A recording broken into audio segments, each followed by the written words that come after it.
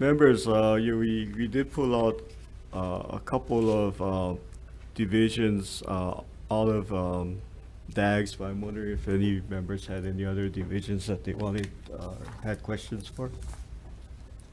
Takayama. I had a question about the motor pool. My question dealt with whether the DAGS has ever considered replacing our state motor pool with something that the UH Manoa has done, which is to lease out the franchise to a private car rental company so that rental cars could be available on a short-time basis to not only administrators, but also students and faculty and staff as well. Has that ever been considered?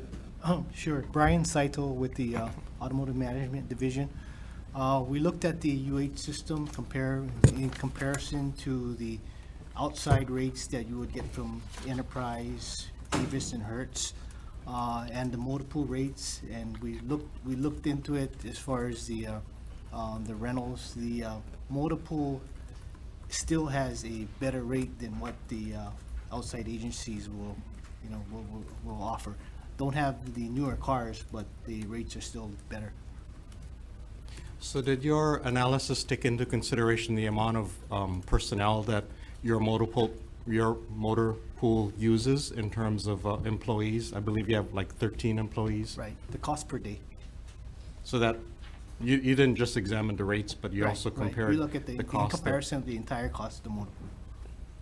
Okay. Any idea why the UH Manoa study should have turned out so favorable in terms of using Enterprise as opposed to your study?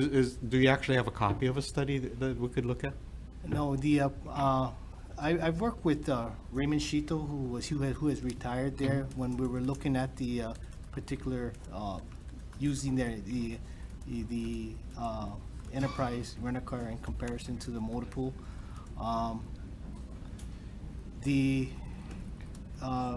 haven't looked at that in a couple of years right now, but when we initially looked at it, it was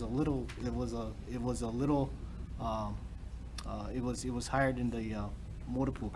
I can go back and revisit with the new manager at the UH, but there was a significant difference in the operating cost versus a motor pool versus a private industry.